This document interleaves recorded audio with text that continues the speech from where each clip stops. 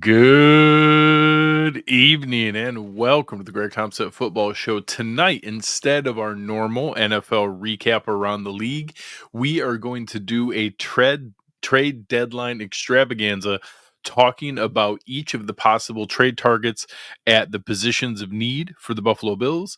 A couple of the rumors about guys who could be moved from the Bills, and anything else you guys have. So come throw your questions in the chat. I'm going to go through some of the different positions that we're going to be reviewing first, and then you guys can throw me any other ones and I'll talk through those too. So although tonight would be a lot more fun if I was going to explain why we're going to trade for Dexter Lawrence and Max Crosby and guys like that, obviously the Bills are very much at the mercy of the salary cap. They can pretty much only add guys who are at roughly minimum contracts.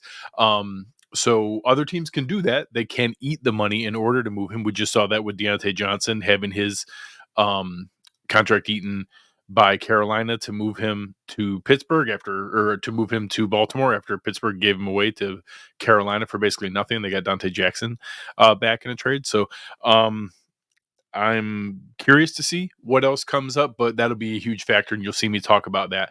I'm going to use the threads that I helped build on Twitter to go through some of them. So just as kind of a warm-up, I'm going to start with the wide receivers because we did see, obviously, Amari Cooper was missing today with a wrist injury. Curtis Samuel was back, but very limited. We saw Keon Coleman go out at the end. And have a wrist or forearm injury. So I don't think that we're going to make any moves for wide receivers, but in theory, we certainly could. So we'll see where this goes, but I'm going to go through some of the names that I researched before and what comes up. So my first category was very likely untouchable, but make the phone call anyways. Like Chris Olave had a concussion. It went out on a stretcher. George Pickens, it sounds like there's some off-field stuff there, but I don't think Pittsburgh's looking to move him. Same thing, Terry McLaurin in Washington. They won again, so I don't think any of those are happening. This is a group that obviously from the time that I made this list, we've seen a ton of these guys move. Devontae Adams has been traded. Deontay Johnson has already been traded. DeAndre Hopkins has already been traded. So two names still on this list that have not moved are veterans like Tyler Lockett and Jacoby Myers. If Las Vegas is still looking to move more pieces and they want to eat some of his money, Jacoby Myers would make a ton of sense. He's a strong professional and a good guy. Tyler Lockett's a huge locker room piece in Seattle, and I know they lost to the Rams today in a walk-off, but that entire division is pretty much tied. So I don't think Seattle's going to sell. Las Vegas, I do think, is going to sell. So that one is one that could make sense. Also, this one I had listed as kind of like at least they're younger, cheap. It won't move the needle, but it's something. Guys like Jalen Naylor, Josh Palmer with the Chargers, Kendrick Bourne in New England, Treylon Burks in Tennessee, Zay Jones reunion from Arizona, Tim Patrick. In all sincerity, maybe this is the kind of list, but in reality, I don't know that any of these guys are terribly different than a Terrell Shavers or Jalen Virgil that we pulled up from the practice squad now, or KJ Hamler. Like, I don't know that any of these guys really move the needle beyond there, but I guess it's something, which is what I listed it as. Of course, my Goldilocks list, I had Amari Cooper on there, which we already traded for. So two other names that have not been moved, but were technically on my list. I had Cortland Sutton and Romeo Doubs. And another one that's a sneaky one is Darius Slayton. So Darius Slayton is the kind of move where I think he would actually make some sense. The relationship with Shane, the Giants' losses, I don't think he's going to be there long term. They'd only have to eat a little bit of the money. He also wouldn't come in and command a huge role. He could just kind of fit in with what's going on. So this is, again, only if we find out that there's more to some of the injuries with Cooper, with Coleman. Obviously, if we find out some bad news, which of course we don't want to hear, if something like that happened and we thought it was a more serious injury, that's where maybe we would look here at wide receiver. So the next position is, again, another one that I'm not 100% that we would see moves. This is at safety. This comes up because obviously we've heard Mike Edwards wants out because he's not playing. We've seen them not play Bishop a ton yet, but he's obviously a huge part of the future. He's a second round pick. That he's the future at that position. Right now, DeMar Hamlin, as Aaron Quinn has shared, is probably playing better than people think. I think Hamlin actually looked pretty decent today. Today's the kind of game that makes me nervous with guys like Tyreek Hill and Jalen Waddle, and he didn't give up a ton. So this is the these are the guys who I think would be some level of impact if they were. So one of the biggest ones was Grant Delpit in Cleveland. They've already redone his contract. It's down to a $1 million salary. He doesn't have anything guaranteed, but he does have a $10 million option bonus next year. So it basically is kind of like either we see him as a long-term fit, or it's kind of a poison pill where you have to release him ahead of time and then he'd be able to go be a free agent. Um, so he's young. He could be a part of the future. That's an interesting one. Guys who are more like veteran band-aids, Quandre Diggs in Tennessee. He's a guy I liked in the offseason, and is 31, so it's just a short-term rental. I think he's experienced, maybe a marginal upgrade to Hamlin, but savvy veteran who could come in and contribute and play and be able to help. Tyrann Mathieu is a really fun one because he also can be a backup for Taron Johnson. He can be very versatile. He plays all over the place. Again, they only a $1.5 million salary, no future guarantees, still plays all over the place. Andrew Sisko, I know a lot of Syracuse fans are excited about him. He's doing okay. Like I think that there's some performance issues there. I don't know for sure that he's even an upgrade on Hamlin, but again, he's young and in the final year of his rookie deal, maybe a possibility. Some other guys, Chris Smith and John Johnson in LA is another guy that I think is a possibility to be able to do some of those pieces. John here asking about, can we trade Curtis Samuel? We can't eat any salary cap, so it doesn't matter. We can't eat any cap and move him. It would cost more to trade him than he costs now. We cannot trade away Curtis Samuel. So the other one I listed here was Budda Baker. I would love to trade for Budda Baker. He's one of the few that is a definitive absolute upgrade over DeMar Hamlin, but I just don't think Arizona ever eats salary. So it would be the first time they do it. Just like Al Davis did not eat any of Devontae Adams' salary before they moved him to the Jets. I do not expect Arizona to eat any salary, and we can't take on anybody with a big salary like his. I think his is like $17 million. It's a huge contract. So he's an awesome player. If they wanted to eat a bunch of money, sure, I'd figure the rest out next year, but I don't expect him to be moved. The next position that I'm going to look at is the defensive tackle thread that I did. So obviously this one, we had the Dwayne Carter surgery news. It does sound like he's going to come back after his IR stint, which is good, but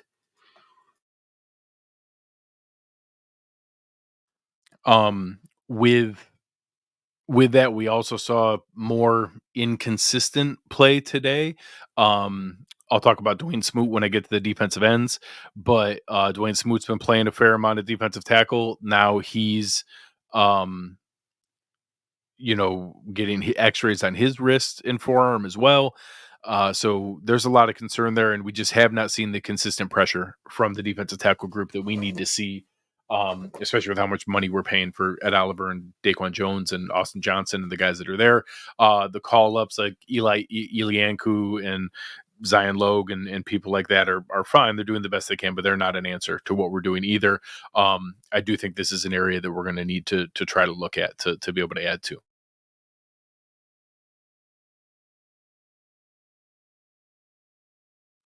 So, looking at this list, the first one, they're for sure not trading him, but make the phone call. Sure, we can try to call Tennessee about Jeffrey Simmons or the Giants about Dexter Lawrence. They're not trading him. Like these guys are absolute studs. Dexter Lawrence is a monster. Of course, he would look amazing in a Bills uniform. He's on pace to lead the NFL in sacks as a 350-pound behemoth. Like, it'd be the heaviest guy in NFL history. There's one 300-pounder that's ever listed or led the NFL in sacks. And he's 350 pounds. So he'd be amazing. They're not trading him. Like, it's just not how this is going to work. But sure, let's call. Maybe they want a couple, they would want multiple first-round picks. I don't think that's how it's going to work, but they're awesome players. So, of course, I'd make the phone call. Too expensive, but if they want to pay the full salary, sure. I listed Eric Armstead because he's actually cheap this year. The challenge is that Jacksonville guaranteed him $12 million next year. He's not worth it. I would not take that on. But he is contributing and could be a part of a pass rush plan to be able to do it. This group I listed as, I guess it's something, but not sure it moves the needle. So it says Odomeo out of Jacksonville has actually been getting some pressure and good limited snap counts. So maybe some potential there. Ashawn Robinson in Carolina is an older guy, but I guess he's still kicking around. Dietrich Wise, same thing. Shelby Harris in Cleveland, Raheem Nunez Roches, Adam Butler. These are all guys that I don't even know for sure that they're upgrades over Elianku, but they're probably better pass rushers. They're probably, the same or maybe not even as good of a run defender as Anku is, but they're could contribute more in the pass rush than those guys can. Then my Goldilocks list. These are the three that I really am interested in. One, if Miami wanted to just leave Calais Campbell here and have him not fly back to Miami, I'd be more than happy to do that. You guys saw him chasing players down today from behind. Fantastic effort consistently there. 38-year-old guy, but he's still creating pressure. And he would be like that veteran rotational guy to mix in, especially on pass rush downs, to be able to contribute in that way. Malik Collins in San Francisco. I don't think San Francisco's selling, but they keep losing and they keep losing players. So if that were to change, I think them being on bye really hurts because they're going to try to get their plan together and probably are not going to be selling. But Malik Collins is a guy who's a free agent. He's got a cheap contract. He's still creating and contributing. And then Sebastian Joseph Day, he's the one that checks the most boxes. One, he's performing fantastically. He is at the top right of every metric, pass rush win rate, all the different things, beating double teams and being productive for what he's there. He also came to Buffalo on a visit, so we already have done the background on him.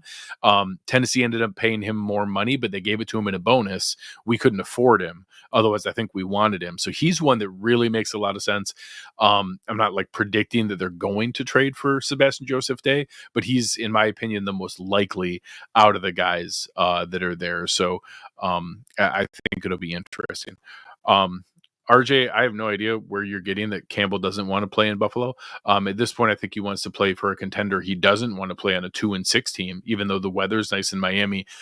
He can rent a condo or a townhouse here for a couple months and then go back to nice weather afterwards.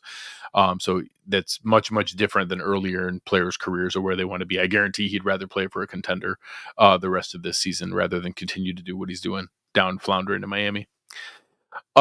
The last list I'm going to switch over to is defensive end. So again, if you guys have any people that you want me to ask about, we'll switch over to that list here afterwards. If you guys have any other options you want me to look at. So edge, all of a sudden, it wasn't really one because we were getting Von Miller back today. He didn't look great today. He did look good earlier this season. Obviously 3 straight games with sacks. So I'm not overly concerned that his first game back wasn't great, but it wasn't. Today wasn't great. But we've seen it this season that he can still very much contribute and had 3 straight games with sacks. So we'll see where that goes later on this season. But now you add to that we saw Dwayne Smoot go out with an injury. We saw Casey Toohill go out, although he did come back. We don't know how serious Smoot is, but he's actually been a nice contributor. We know Epinesa has been hit or miss. Gregory Rousseau's been great, but he's the only one that's contributing. He's still like top 5 in the league in pressures. He's having a great season, but we need more than him to be able to contribute. I'm hopeful that's Von Miller, but now with the other injuries, we may need to look at this. So I went through and built myself a list of edge rushers. So the first one, again, if they want to eat the money, Eric Armstead's kind of a hybrid, but I listed him again here. Harold Landry is one. It's a lot of money. They're already like halfway through this. So we're already 9 weeks into the season. So 17.25 by 18 weeks. So you get paid for your bye week. We would be 8.6 million left. So they would have to eat pretty much all of that, like 8 million of the 8.6 million. But if Tennessee wanted to do that for a draft pick, Harold Landry can still get it done. He's still out there creating pressures and going and making some of a difference. I listed this like I guess it's something.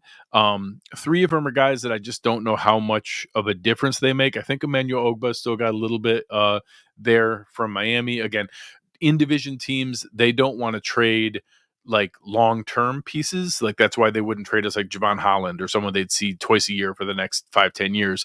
But like later veterans on 1-year deals, or especially guys like Campbell who just got to Miami, he's only been in Miami for like 8 months. That's not the kind of guy that would stop them from trading him in division, especially when we've already played Miami the 2 times this year. They're not going to see us again, and they're certainly not going to make the playoffs. So I think Ogba is a possibility. The other one, Arden Key, is a guy in Tennessee. Again, he's still making some contributions, not huge production, but he's also not expensive. They're not going anywhere. Carl Lawson, again, a guy used to be better than what he is now. He's just started being active in Dallas. He's only played 4 games, but he's looked decent. Couple pressures in each game, super cheap. And then I listed Joe Tryon Sharenka here, not because he probably should have listed him up in like the Dexter Lawrence, Jeffrey Simmons area. I don't think Tampa Bay is settling. I don't think they want to move him, but he's a free agent next year. I think they'd want a lot for him. He's actually the one of the few guys I would consider splurging on in free agency this offseason because he's young, just coming off of his rookie deal.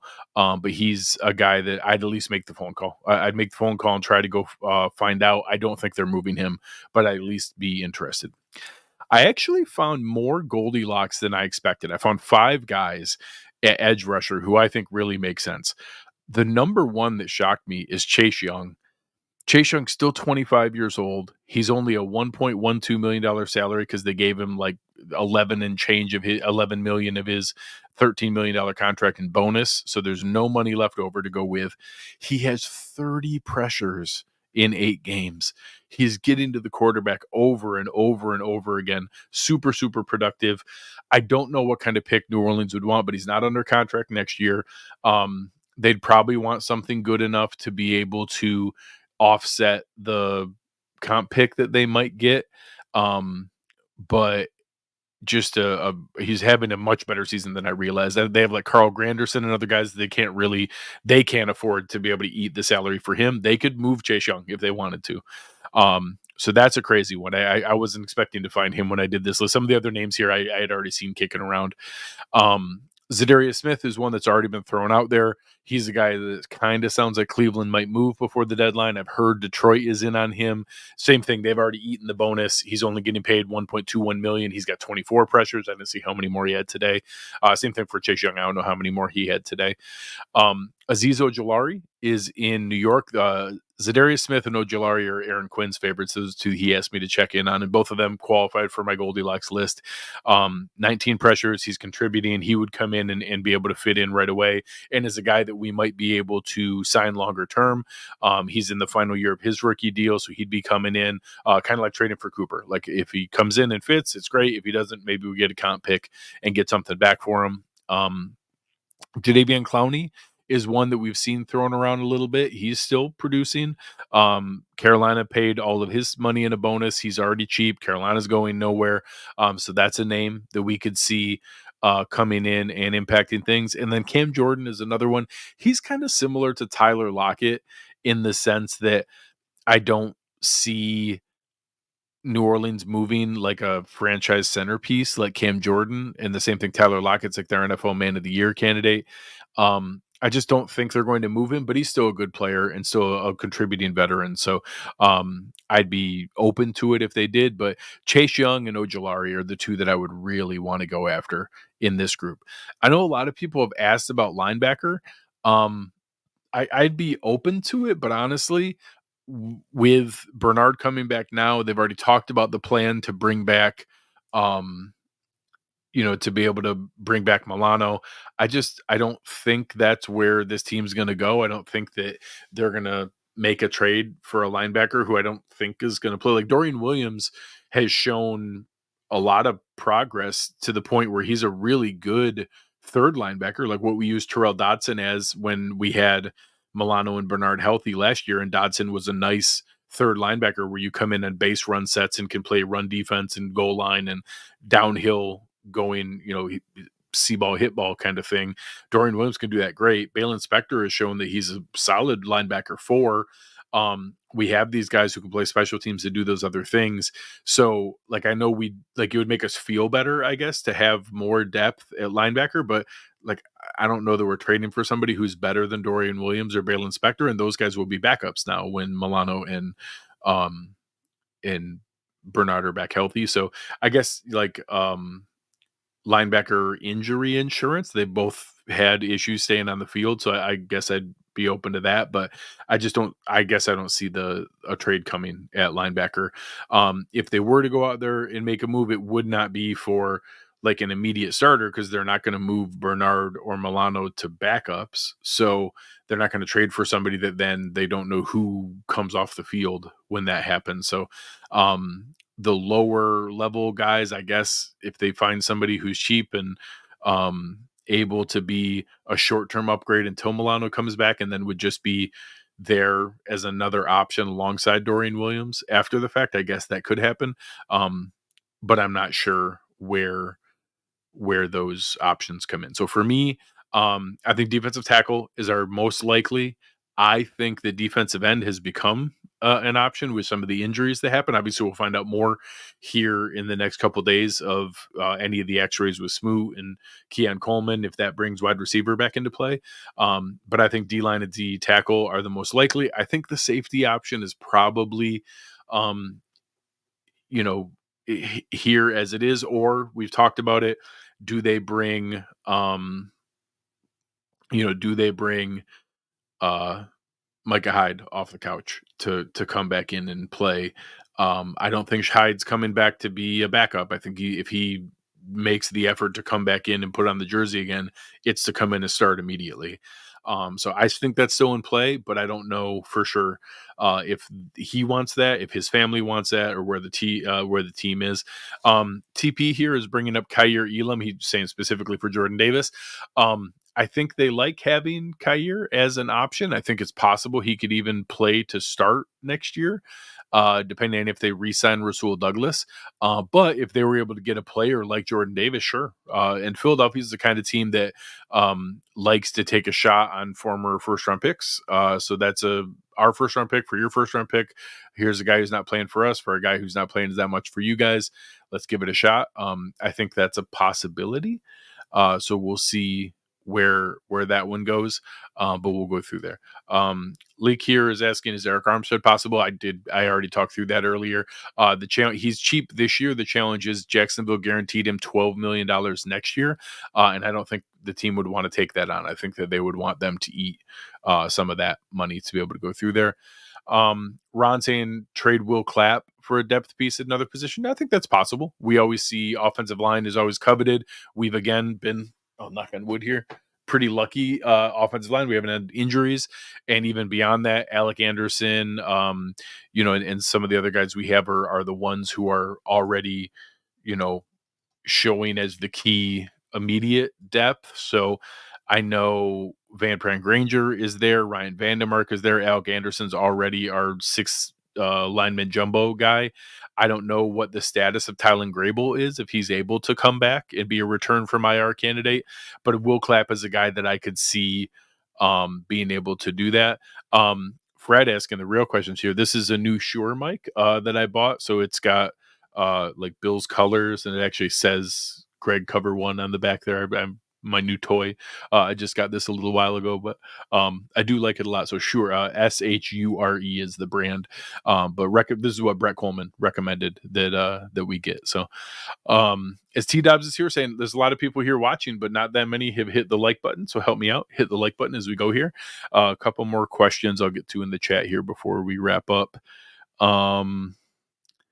Tim saying he's worried about Cooper and Coleman. We need wide receiver targets back on board. I do think I don't like it that I had to bring that up at the beginning of the show, but I do think it is a possibility. So anybody who missed that, you can go back and watch at the beginning of the show after we wrap up here. RJ here saying, I don't think you get rid of Elam the way the injuries are this year. I agree. I think a guy like Clapp, who is, far enough down the depth chart, but actually still valuable, I think is the kind of guy you could see moved. And then a guy like Mike Edwards, who's not getting on the field. And it's a shame. Like, I think it's kind of, like I don't know if it's like the situation. Why am I drawing a blank? I think it's kind of like the situation last year where we brought in Puna Ford and then weren't sure why he wasn't playing, and then now he's playing good in LA. I don't think he became a bad player. I just don't know why it wasn't a fit. So maybe that's what happened. Mike Edwards, I know the timing. He got hurt in minicamp, then he got hurt again in training camp.